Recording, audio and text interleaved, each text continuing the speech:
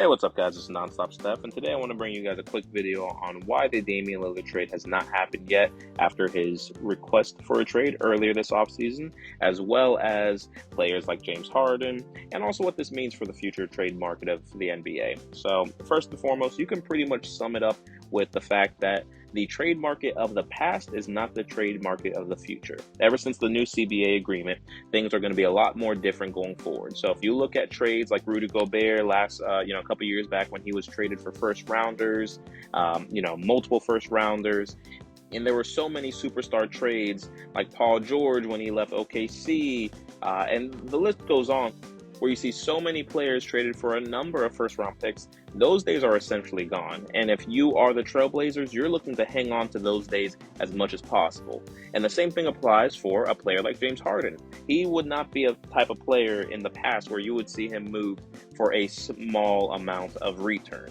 No, instead you would have saw him traded like a Paul George, like a Rudy Gobert for multiple first rounders. Well, so far this offseason, we've seen that's not the case anymore. And if you are the other teams who are looking to receive a player like that, you're looking at the Bradley Beal trade package, who was a very small package, if anything. And you're looking at that and saying, why would we give up so much to receive those players when the market nowadays doesn't demand for that? Look at what Bradley Beal went for. Look at what these newer deals are looking like ever since the new CBA agreement, right? So why is it like that, right? Why is it like that? The reason why is because teams are not wanting to absorb so much money on their salary books. They don't want to pay so much money and give away so much more in return. Not only that, they also want to stay as competitive as possible. So when you hear that the reports are saying that the best player that the Trailblazers might receive in a trade package is Tyler Hero, the reason why is because most teams who are in a position to compete for a championship don't have a player that they can easily give away and still be a contender. So if you look at a team like the Clippers, who have Paul George, Kawhi Leonard, you wouldn't want to break them up. You'd want to add to that. So who else on that team would you be trading away to the Trailblazers to receive someone like Damian Lillard and stay competitive? It's not very many on that team that you would do that for.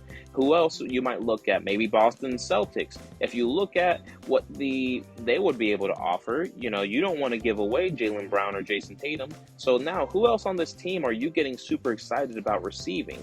Especially after just now gaining Kristaps Porzingis. So you're not looking to lose either one of those players. You're trying to add to that. Who else you might look at? I'm not sure, but the idea is majority of teams who are close to winning a championship, they would have to give up a big centerpiece to their championship level roster to be able to compete with a Damian Lillard, and that's not something that they want to do. So now a team like the Portland Trailblazers are going to be forced to receive a much smaller package because the market that they want to exist, it doesn't exist anymore. That's just not what it is. What they might have been able to gain for a player of his caliber years ago is not the same anymore, because now with the new CBA, we're living in a different world nowadays. It's just different. You can't have that expectation anymore. And I think that's what's stopping this from moving forward as of right now.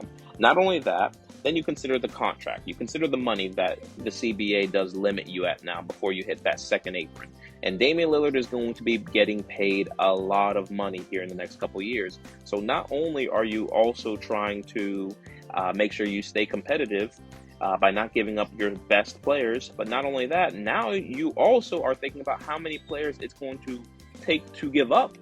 So not only are you just trying to make sure that you can stay competitive, you're also looking at how many players you got to give up just to even be in a similar dollar range so you're giving up a lot of money. It's not something that you want to do, because to make the salaries work before you hit that second apron, most teams are not trying to do what the Phoenix Suns are doing, which is the Phoenix Suns are running to the second apron. They're running to make that payment. They're running through that door, whereas most teams are trying to back away from that. So teams aren't wanting to absorb the contract of Damian Lillard. Teams aren't wanting to take in a James Harden, who may seem upset if he got traded to the wrong team. And not only that, he's still not cheap. He's not a cheap player either. Who knows what the re-signing is going to be like if you try to get James Harden. everything that I just said already is going to apply to the future of the trade market. You're not going to see teams giving up big hauls of first-round picks because nowadays you're trying to, if anything, stay as cheap as you possibly can because of the fear of that second apron. You want to be able to go to the second apron when the time is right, not just randomly. And that's what some of these trades would look like. They would look like random approaches to that second apron. Even though you think that Damian Lillard is as great of a player as he really is, does he get you that much closer with what it's going to cost you? Because once you get to that second apron, once you receive all that salary on your books, the next player, if you think you're one piece away, is hard to receive. It's not going to be an easy thing for you to get another player on the books. It's not the same as how it's been in the past. So that's the real reasons why this trade has not taken place already.